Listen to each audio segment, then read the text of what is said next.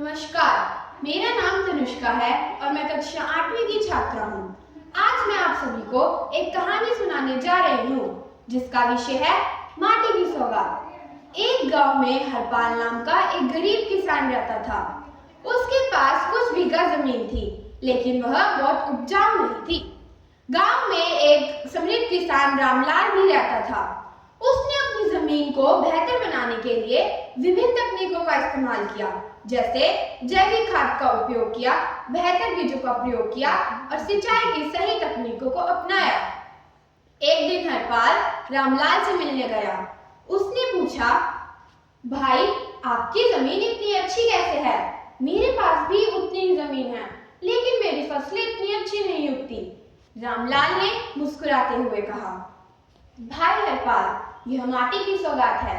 यह माटी हमारी माँ है और जब हम इसकी देखभाल करते हैं तो यह हमें कभी निराश नहीं करती।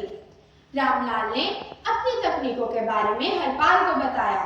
हरपाल ने रामलाल की बात को समझा और उसने भी अपनी जमीन को बेहतर बनाने का फैसला किया।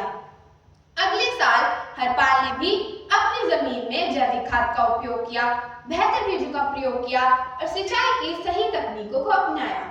जब फसल की कटाई का समय आया तो उसे अपनी मेहनत का मीठा फल मिला।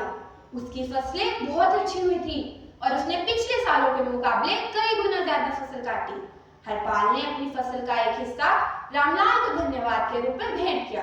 रामलाल ने उसकी मेहनत को सराहना की और कहा, देखा, यह माटी की सौगात है।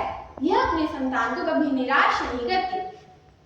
इस कहानी से हमें यह शिक्षा मिलती है कि हमें अपनी माँ के समान माटी का सम्मान करना चाहिए। हमें उसकी देखभाल करनी चाहिए ताकि वो हमें भोजन और जीवन दे सके। माटी की सौगात सिर्फ फसल ही नहीं, बल्कि एक समृद्ध और खुशहाल जीवन का प्रतीक है। धन्यवाद।